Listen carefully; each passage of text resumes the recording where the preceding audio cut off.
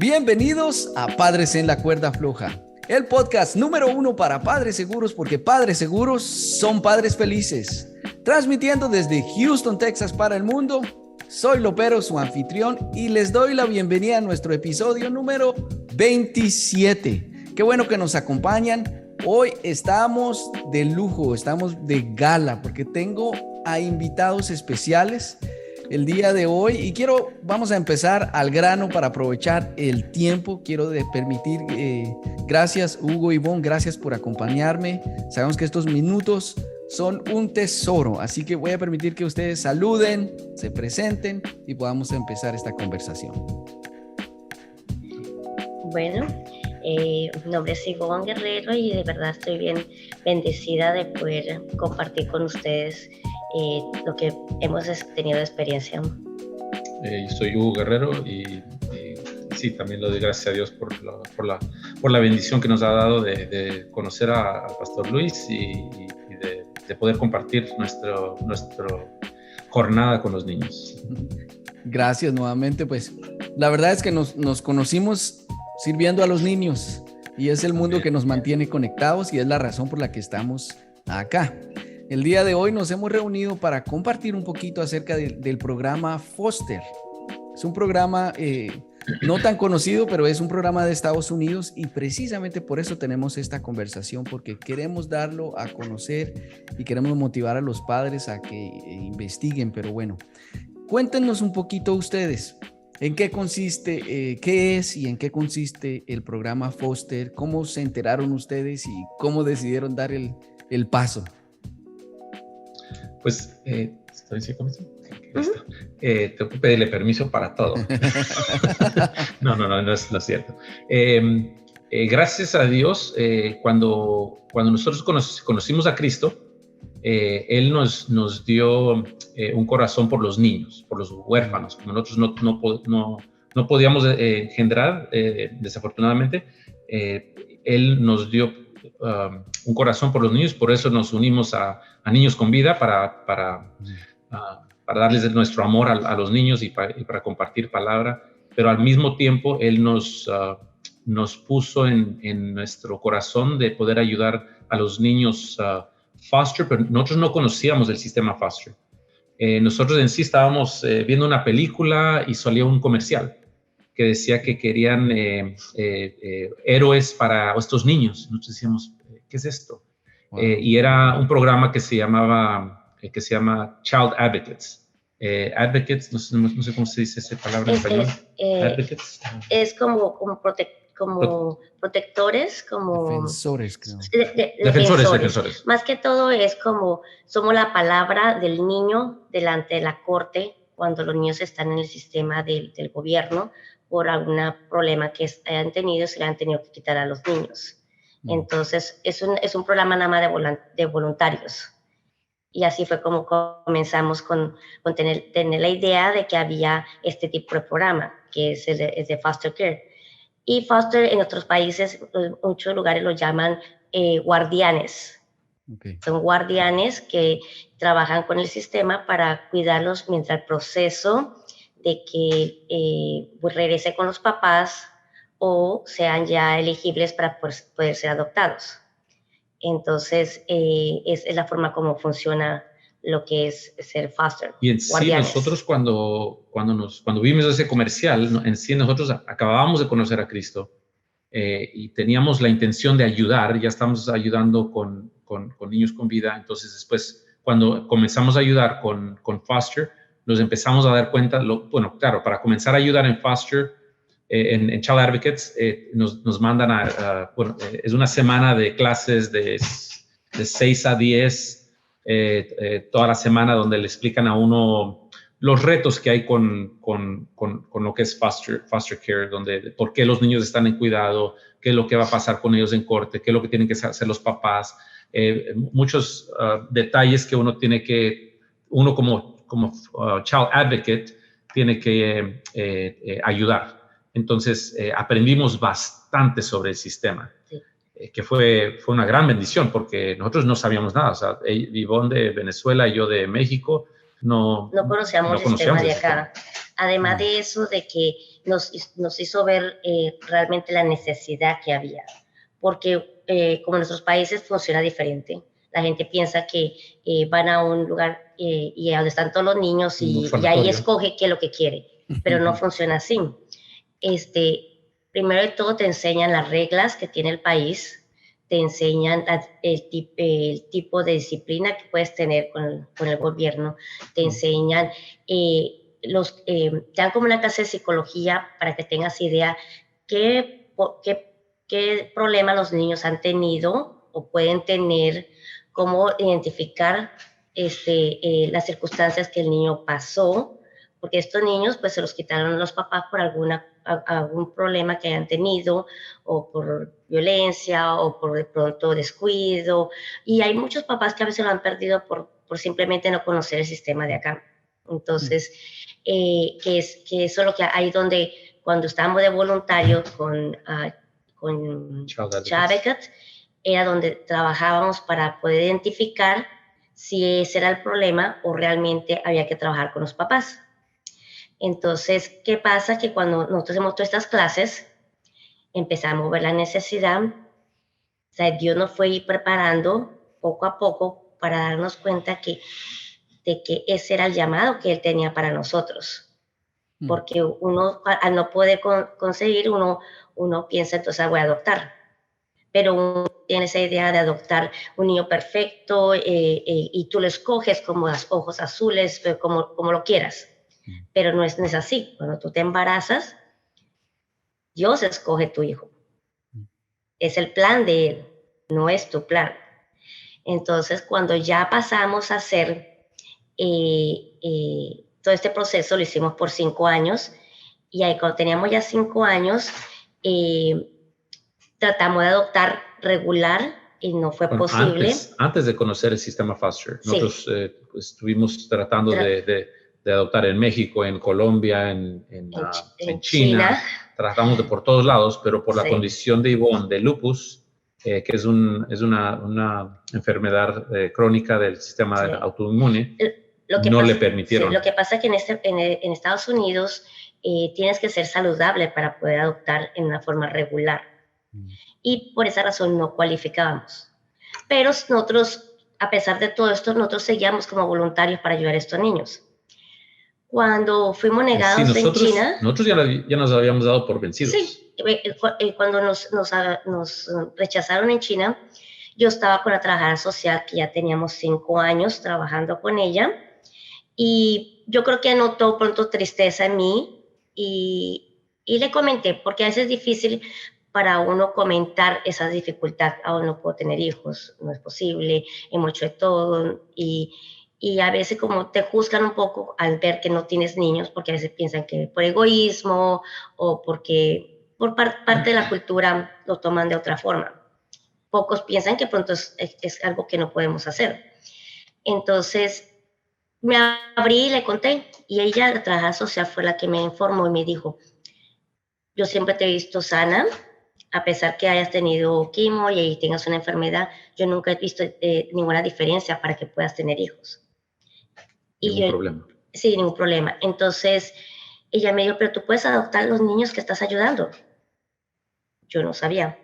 No sabíamos porque nosotros, en parte de Child Advocates, nuestro trabajo como voluntarios era conseguir, primero tratábamos de que los niños regresaran a casa. Entonces trabajamos con los papás, con los psicólogos, con las maestras, con la familia. Entonces tratábamos con todos los que estaban involucrados para tratar de que los niños regresaran a casa, porque para comenzar los niños deben estar en su casa con sus papás mientras los papás sean responsables. Y el 80% regresan a casa de los papás. Wow. Hay otro como 15% que nosotros, ya cuando decidía el juez, no van a regresar con los papás, nuestra responsabilidad era conseguir familiares. Tíos, tías, segundos, terceros, abuelos, lo que fuera, pero tenía que ser de sangre para que los niños fueran adoptados por familiares. Pero ya al no conseguir, y también tenían que calificar, claro, y al no conseguir familiares que calificaran, teníamos entonces ya se llama Open Adoption, o sea, una adopción abierta donde cualquier persona que esté en espera por adopción, pueden adoptar ese niño. Entonces, nosotros cuando Ivonne le estaba comentando esto a nuestra supervisora de Child Advocates, nos dijo, porque nosotros estábamos diciendo, pero entonces, ¿qué pasa con estos niños que no se van con un familiar? Dice, pues van a adopción. Entonces, porque a nosotros nada más nos había tocado los niños llegar hasta ese punto. Nunca habíamos llegado al punto donde ya no conseguíamos familiares. Ya pasaba a otro departamento después de ahí. Entonces, cuando ella me dijo esto, fue cuando terminamos de hacer el caso que teníamos, porque estuvimos 5 años en esta, porque no podíamos hacer las dos cosas al mismo tiempo. Entonces, fue donde ella misma... ayudaron en esos 5 años, perdóname que te... El problema que teníamos era que como lo hacemos en pareja, entonces siempre nos daban casos de 8. Como éramos habla hispana, nos tocaban los niños latinos. Entonces... Llegué en un año tener 16 niños en un año, caso de 16 niños. Me acuerdo tanto que para regalos tuve que ir 3 veces en la camioneta a recoger los regalos porque eran demasiados niños. Porque la agencia con la que trabajamos les regalaba regalos a los niños. Entonces ahí fue cuando nosotros ya empezamos a ver agencias y nos recomendaron una que de verdad hasta ahora ha sido la mejor que hemos visto, especialmente porque te da, no solamente te da el niño, sino también te apoya, te capacita, te apoya. Y tuvimos un caso donde fue muy complicado y yo pude tener la libertad de llamarlos, decir lo que estaba pasando y ellos nos dieron el soporte psicológico, soporte, nos guían, además que son los que nos protegen en la parte legal cuando alguna circunstancia pasa. Entonces, nosotros escogimos, fue a Deep Ellum. Ellos están localizados en el centro de Houston. También están en Austin, creo, y más que todo aquí en Texas. En Woodlands. En Woodlands también están.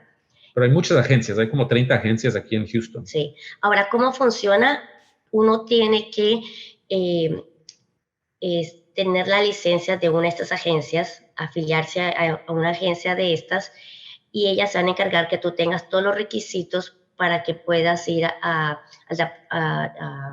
CPS, que es el Departamento de Protección Familiar. Sí, entonces, cuando tú ya tienes la licencia, entonces tienes la opción cuando hay un niño que te den la oportunidad, pero son muchas agencias. Entonces, cuando a ti te llaman y te dicen, mira, tenemos este caso, ellos te dan un resumen corto del caso del niño y tú ahí vas a decir sí o no. En el caso de nosotros lo vimos de esta forma. Lo estamos haciendo por el niño, no lo estamos haciendo por nosotros, porque nosotros entendimos esa parte. Trabajando con tantos niños, sabíamos que era... Sí. En sí, nosotros nos animamos porque cuando estábamos nosotros en Child Advocates, vimos las familias donde los niños estaban en una familia cristiana. Esos niños, a pesar de que llegaban con problemas, o sea, con problemas de atención, problemas de disciplina, o sea, los niños sobresalían y avanzaban. Entonces nos decíamos, ¿sabes qué? Nosotros deberíamos de también ser parte de esta solución.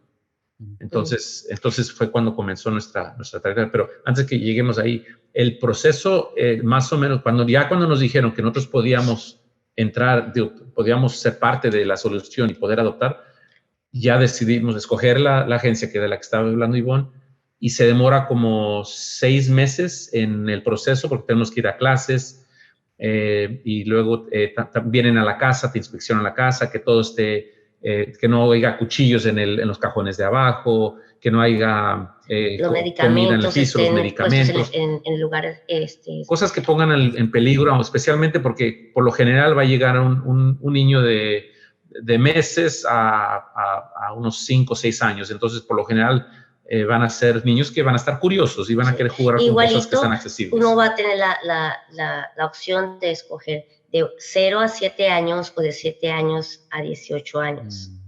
Wow. Entonces, ellos te van a escoger también el nivel de dificultades. Ahora, tú puedes ser foster, nada más, cuidarlo por el tiempo de corte, y después entregarlo, o tú puedes ser foster to adopt, o sea, que tú tienes que la opción de adoptarlo, porque tú primero lo vas a cuidar, tú vas a esperar ese año donde los papás van a tener la oportunidad de cambiar, de reflexionar y de recuperarlos, o de que un familiar lo haga. Entonces, por esa misma razón yo digo, tienes que hacerlo por el niño. Hay tres módulos en el foster care system. Está el foster solamente, donde nada más cuidas al niño. El niño viene y ya al año se va con sus papás. Por lo general, luego el segundo, que es foster adopt, que éramos nosotros, que por lo general los niños que ponían en nuestra casa era porque ya el Departamento de Protección Familiar, con su experiencia, determinó que lo más probable es que no van a regresar con los papás. Entonces quieren que ese niño se quede en un solo hogar y que ese hogar posiblemente lo adopte. Entonces, nosotros éramos entre los niños que llegaron a nuestra casa, siempre lo más probable era que se iban a adoptar por nosotros. Pero también hay lo que es, ¿cómo se llama? Open Adopt. ¿Open Adopt? No. Direct Adopt. Sí, adopción directa, que es que no tienes que hacer foster, no tienes que hacer foster adopt, entonces ahí es donde llegan los niños por ejemplo, nosotros cuando estábamos buscando los familiares y no conseguíamos, esos niños que no se fueron a sus familiares y no se van a quedar en la casa de foster, esos son los que entran a Open Adopt, y ya las familias que están Direct Adopt, en adopción directa, son las que los pueden adoptar. Pueden aplicar para esos niños. Y ahí solamente cuando pasa a las personas que lo van a adoptar, nada más tienen un proceso de 6 meses, que es lo que exige la ley de Texas, para asegurarse de que tienen que vivir en la casa de ellos por 6 meses antes de que sean adoptados. Ok, antes de preguntarles más, tengo una pregunta definitivamente. ¿Cómo es esa parte emocional cuando antes de adoptar, ustedes tuvieron 5 años, dijiste un año 18, entonces pudieron tener más de 30 niños en esos 5 años?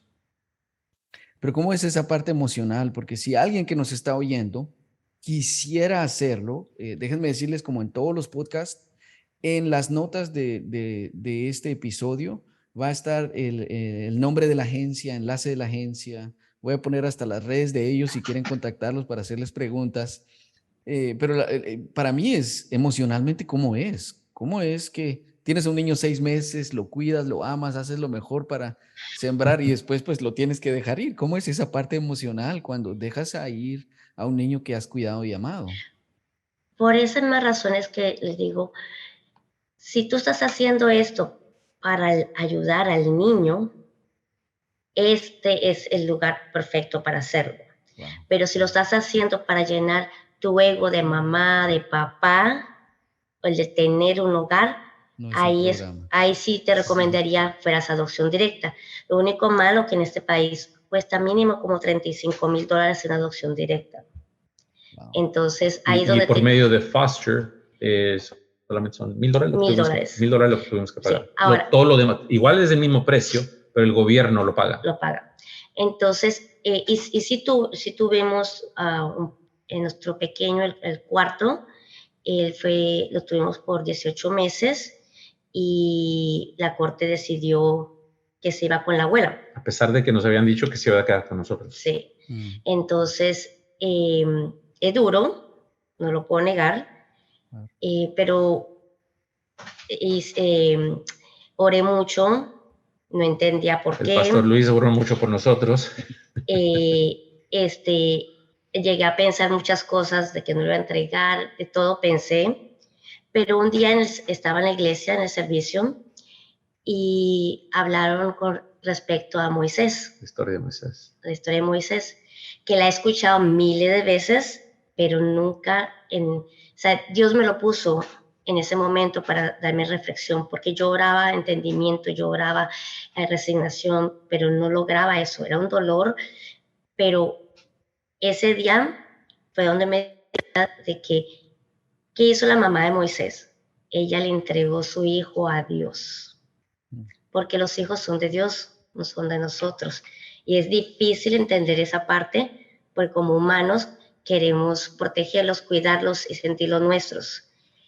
Y ahí fue donde me di cuenta que yo estaba fallando, porque cuando yo estaba haciendo Child Advocate, yo lo estaba haciendo por los niños, y cuando dije yo lo voy a hacer, y le dije a Dios, dame esta oportunidad de cuidar un hijo tuyo que vaya a ser ese misionero para ti, Señor. Y yo he olvidado eso que yo había dicho. Después, claro, que estando en tu casa te enamoras de ese Sí, bebé. entonces, pero cuando me di cuenta ¿qué hizo la mamá de Moisés? Ella se lo entregó a Dios y lo dejó en el río sabiendo que Dios lo iba a cuidar. ¿Y qué hizo Dios?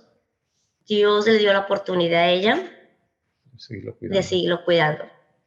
Y todavía ella murió al lado de su hijo. ¿Ve?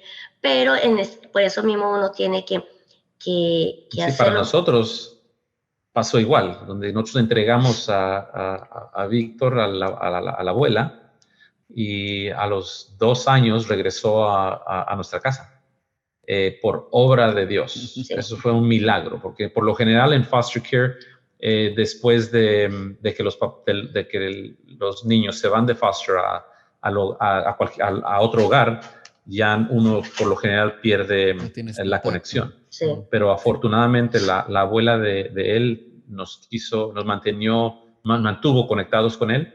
Sí. Y después nos pidió que lo cuidáramos. Pero sí es un proceso, porque después del caso de Víctor, y decidimos de que queríamos seguir haciendo, ya recibimos otro niño como foster, pero entonces ya esa lección que tuve me dio una paz en mi corazón, donde yo sabía que pasara lo que pasara, se lo estoy dejando a Dios.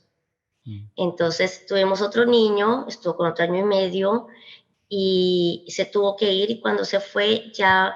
Sí, claro, uno le extraña a uno, sentimientos, pero uno se siente en paz, en corazón, de que ya uno lo hizo por Dios. Uno está centrado que Dios se está encargando de todo. Y en sí, así estamos a diario, que uno piensa que uno está en control, pero Dios es el que tiene control de todo. Y nosotros simplemente hacemos un paso a la vez, y con la dirección de Dios y con oración, pero... igual, son de Él. No, y creo que lo que más, un ejemplo uno de recordar es que somos bendecidos en poder ser ese instrumento de Dios para este niño. Sí. Y ahí es donde uno se tiene que dar cuenta de que Dios maneja a todo el mundo para lograr su objetivo. Y uno es ese pequeñito grano que Él tiene para ese niño, porque Él debe tener un gran proyecto para ese niño en el futuro. Sí, amén. Sí. Y pues bueno, yo creo que hasta cierto punto hay muchos aspectos de la paternidad deberíamos de tener esa mentalidad. Porque sí, claro. Yo pienso que muchos de los conflictos familiares es que nos metemos a los niños tan profundo en el alma, en el corazón, que son míos, y eso genera muchos conflictos. Pero entonces, ustedes tuvieron 5 años solo como foster, luego decidieron empezar. Cuéntenme un poquito. Yo conozco toda su vida, pero para que los que escuchan... por cierto, al final de este episodio vamos a poner un video de los niños para que los conozcan y una foto. Cuéntenme un poquito. Entonces, empezaron a adoptar. ¿Cuántos niños tienen? ¿Cómo es su mundo ahorita? Uy, caos. Bueno, muy interesante. Comenzamos nosotros hace, Jacob tiene que 9 años, va a cumplir 9 años. Entonces, hace 8 años fue cuando comenzó. No, hace 10 años. Llegó de 6 meses. Sí, pero para... Cuando recibimos a Jacob. Bueno, hubo 6 meses antes de que recibiéramos a Jacob, que fue hace 9 años, que comenzamos el proceso donde nos certificamos, donde hicimos todas las inspecciones. Llegó Jacob a los 6 meses, que eso es bien difícil de que tan pronto llegue un niño, porque por lo general hay parejas que esperan. Puedes esperar hasta año y medio, depende, porque hay épocas del año donde hay muchos niños y hay épocas del año donde no hay muchos niños. Entonces, yo conozco parejas que les llegaron 3 niños a la vez a los 6 meses. Entonces, en sí nosotros... Es relativo. Porque... Nosotros cuando nos certificamos, nosotros queríamos, como nosotros habíamos tenido varios grupos de muchos niños, muchos hermanos, nosotros nos certificamos para 4 niños de nuestra casa y estamos esperando que llegara una familia de 4 niños. Pero aparentemente Dios no tenía ese plan para nosotros. Nos dijo, ustedes apenas aguantan uno, tranquilos. Y nos mandó un bebé de 6 meses. Porque esa es otra cosa, que la gente siempre quiere ese niño perfecto, bebé perfecto, recién nacido. Y realmente los niños más grandecitos son los que tienen más la necesidad. Porque son los niños que la gente a veces no quiere. Y no los quiere porque a veces no quiere ir a la gente o quieren hacerlo pasar por ese bebé que sí es mío. Cuando ahí vamos otra vez, es por los niños.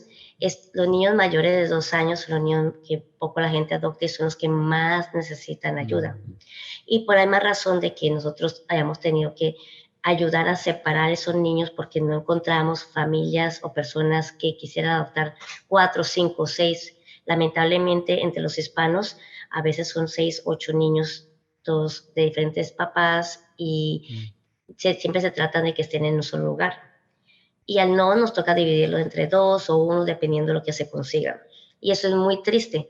Y por esa razón queríamos nosotros hermanitos. Pero pasó eso, llegó. Ahora, no puedo negar, yo siempre oraba por un bebé. Pero entonces te preguntan, ¿tienes alguna restricción de qué es lo que buscas? Hispano, blanco, morenito. Entonces nosotros dijimos lo que sea de 0 a 7, fue lo que dijimos nosotros, porque entre más restricciones pone uno, menos probabilidad de que te den un niño foster. Entonces nosotros cuando comenzamos, la primera vez que nos llamaron, no estábamos todos bien, eran dos niñitos, un recién nacido y uno como de 2 años, no estábamos todos excited, o sea, emocionados.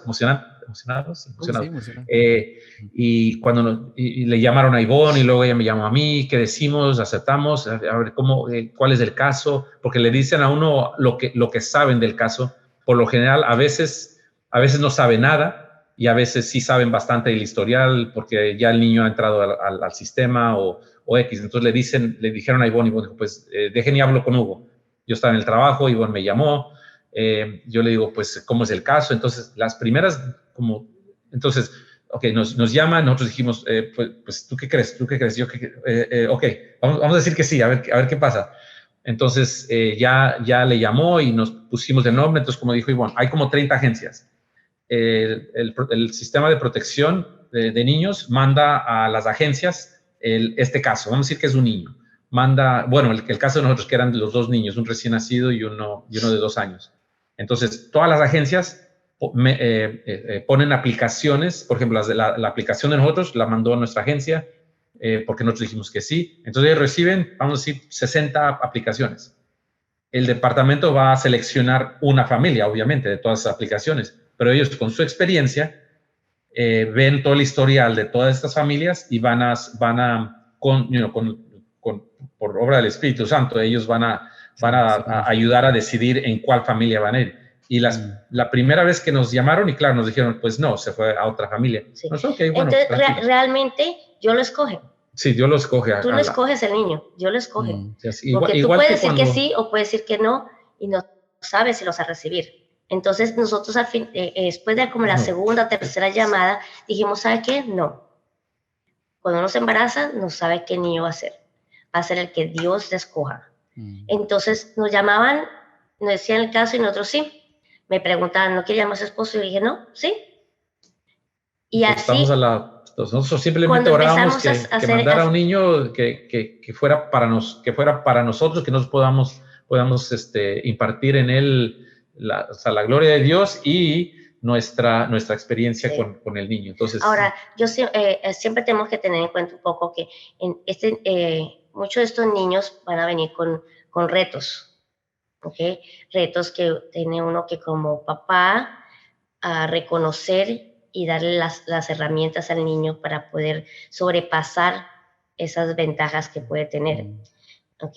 Así como cuando tenemos un niño y pronto nace enfermito o nace con dificultades, tenemos como papás, ¿verdad? Dedicarle el tiempo. Entonces es bastante responsabilidad y es la misma responsabilidad que tenemos con un hijo que hayas tenido. Sí.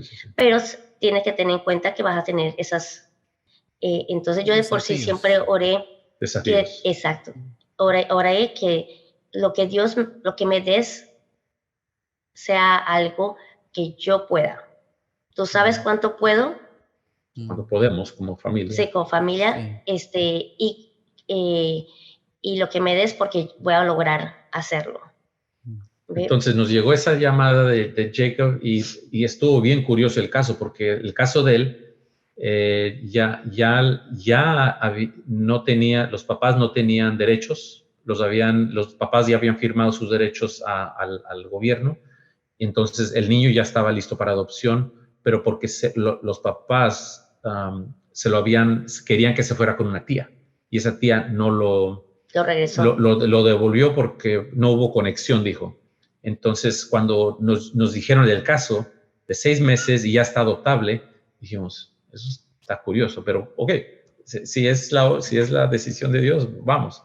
Entonces, esa misma tarde nos dijeron, ya están listos, que ya vi el niño. ¿Qué? No tenemos silla, no tenemos crib, ¿cómo se dice crib? La cuna, no tenemos... Esas son cosas que debes tener. Por ejemplo, ellos te exigen que debes tener un cuarto preparado para un niño o para los niños que tú quieras, lo básico. Pero en el caso de nosotros, pues de verdad no sabíamos qué hacer con un bebé. Entonces llegó Jacob y pues no teníamos pañales, ni qué come, qué leche. Llegó con una pañalera. Una pañalera, pero no tenían comida y llegó llorando. Llegó llorando y luego con manchas en toda la cara. Tenía dedos. Foot, hand, mouth es como un virus. Entonces venía enfermito. Venía enfermito. Entonces, pero fue una experiencia muy linda, de verdad. Fue algo que yo creo que yo me sentía como cuando me casé. Me sentía feliz, nerviosa, asustada. Wow. Pero fue increíble. Fue increíble cómo conectamos con él inmediatamente. Porque él llegó y nosotros, o sea, como me imagino que se siente la gente cuando reciben a ese bebé que acaba de nacer y se lo traen todo envueltito a la mamá y la mamá, ay Dios mío, lo más precioso del mundo. Y el pobre bebé. Entonces para nosotros ese niño fue lo más hermoso que habíamos visto en el mundo. Todo el cabello todo parado, con todas esas manchas. Nosotros, el niño más bello del mundo. Sí. Entonces, ya lo recibimos. No solo tienen a Jacob, ¿no? Ok, entonces llegó él, claro, pasó el proceso de nosotros aprender cómo criarlo a los 6 meses. No, exactamente al año, después de que la habíamos adoptado, al año... Fue a los 6 meses. No, al año nos llamaron y era Sofía. Y Sofía, ella era un bebé prematuro, recién nacido, nada más tenía 7 días que esperaron porque como era prematura la dejaron en incubadora. Entonces me llamaron para ella, igualito, yo dije sí, pero de verdad yo dije, un bebé recién nacido, no, imposible. Y niña, después de haber tenido un niño, entonces... Sí, tenemos la parejita. Sí, entonces yo, pues claro, fue exactamente, me llamaron como a las 4 de la tarde, y yo dije sí. A las 5 de la tarde, o sea, 1 hora después, me llama y me dice, tienes que ir a otra ciudad en el hospital a recogerlo antes de las 8 de la noche. Y la bebé ya tenía ahí que 1 semana en la incubadora. Sí, por la incubadora. Entonces, pues claro, de verdad parecíamos como gallinas dando vueltas porque era como que, ¿y ahora qué?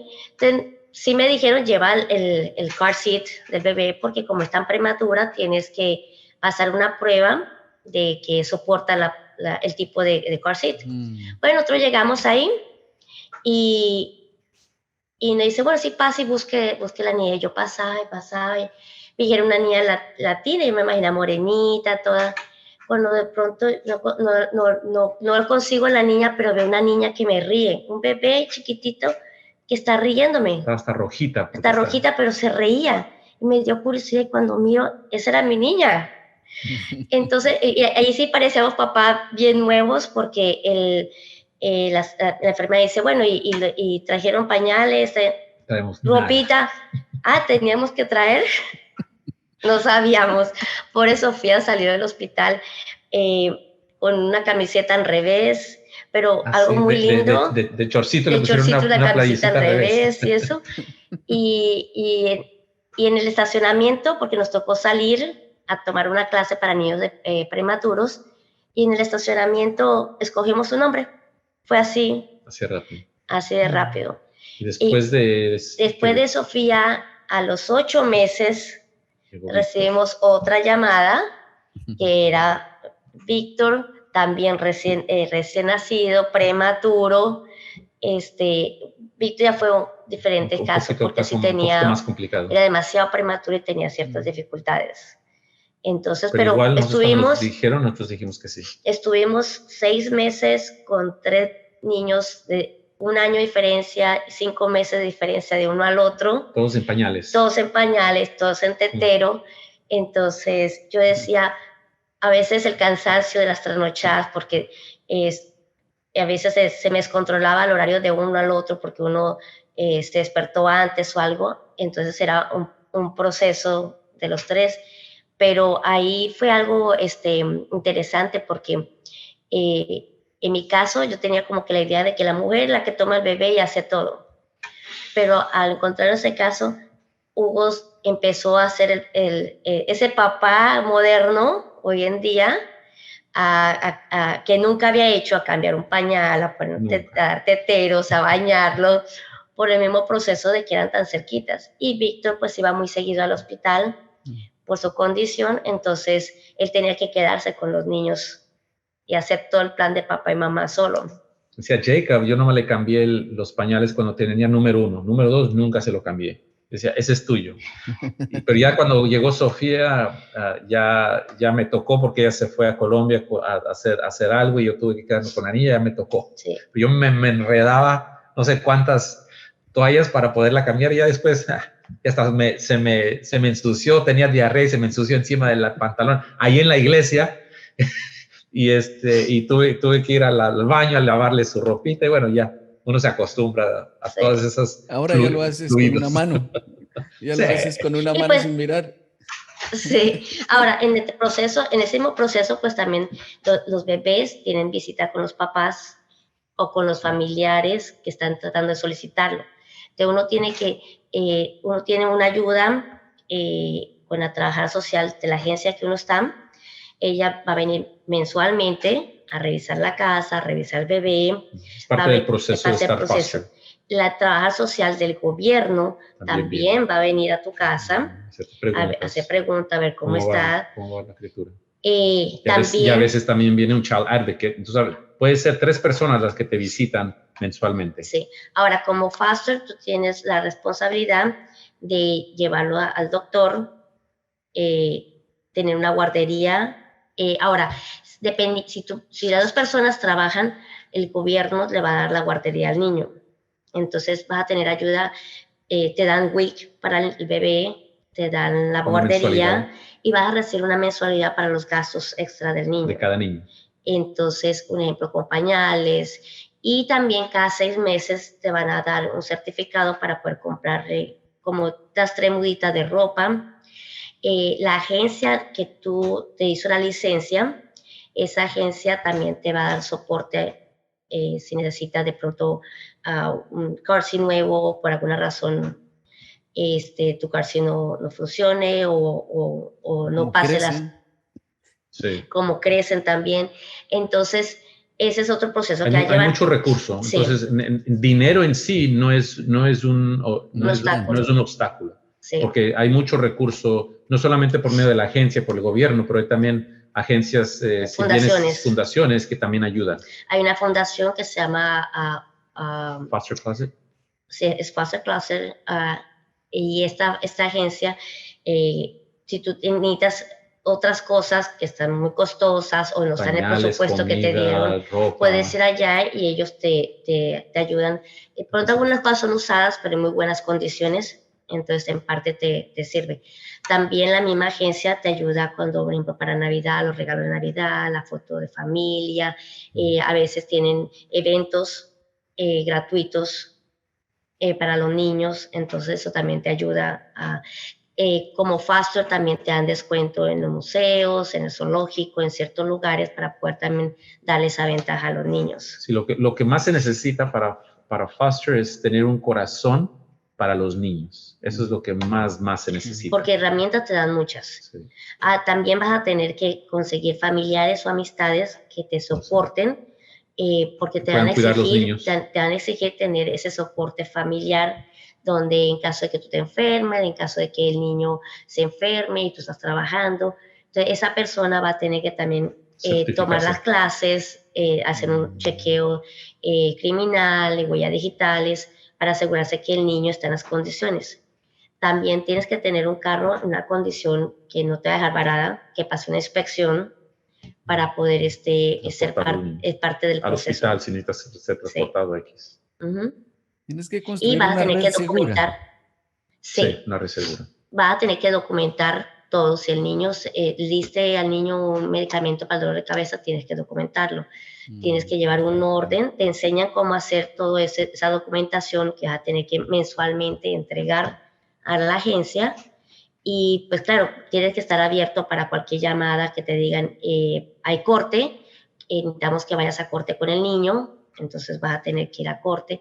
Y si el niño tiene terapias, también debes ser accesible a llevar al niño a las terapias necesarias que él tenga. Para una mamá que está en casa, se presta a ser foster. Si los dos papás trabajan, se complica un poquito más porque sí tienen que estar en daycare. O tener los dos un trabajo un poco flexible que puedan distribuirse las citas o cosas así. Pero es posible. Conocemos muchas familias que los dos trabajan y igual hacen foster. Sí. Ahora, con foster tienes que también, un ejemplo, si necesitas sacar el niño fuera del estado, tienes que sacar permisos de la ciudad. Un ejemplo, estamos aquí en Houston y quieres ir a Galveston, entonces nada más le notificas al trabajo social, voy a Galveston, estaré todo el día, o si te vas a quedar en casa alguien, entonces tienes que decir a dónde te quedas, con quién, quiénes son. Y en tu casa, pues vas a tener limitado quiénes se quedan en tu casa. Eso es algo que tienes que tomar en cuenta. Cualquier persona que se queda en tu casa más de 7 días también tiene que ser certificada por la agencia. Sí. Entonces, si viene mi mamá a quedarse, entonces tengo que notificar. O sea, de por sí, ellos tratan de cubrir lo máximo posible. De cuidar al niño. Y tenemos que entender que estos niños a veces también han pasado procesos donde se necesita ese cuidado extra. Wow. Es que este tema es tan amplio que podríamos conversar mucho tiempo. Pero, ¿qué está en su corazón decirle a los padres, a la gente que nos escucha? Yo creo que firmemente en mi corazón que hay muchos hogares que tendrían la posibilidad de hacer esto. Pero lo dejo en sus palabras, en su experiencia. ¿Qué le dirían a la gente que nos escucha para que exploren este mundo? Pues en mi caso yo pienso esto. Dios nos da un corazón grande. Dios nos pide que nosotros ayudemos a los huérfanos y a los ancianos. En su palabra está. Entonces, yo creo que si ya, hasta las mismas familias que ya tienen 1 o 2 hijos, ¿por qué no dar esa oportunidad a ese niño? Hay tantos niños que necesitan un hogar. Y especialmente como cristiano, es parte de lo que Dios está pidiendo que hagas. Hay muchas familias foster que no son cristianas. Y nosotros como Child Advocates fuimos a muchos hogares que no eran buenos hogares para estos niños, pero mucha gente hubo fosters que nosotros en sí tuvimos que inspeccionar ¿cómo se llama? Tuvimos que determinar si ellos eran buenos fosters y les tuvimos que decir a la agencia que fueran a investigarlos y en sí cerraron ese hogar por los problemas que tenía, porque hay hogares que no son buenos hogares. Entonces, hogares cristianos necesitamos para estos niños. Realmente creo que como cristianos tenemos nuestra obligación, el deber de darle por lo menos un espacio o si puedes más a estos niños que necesitan.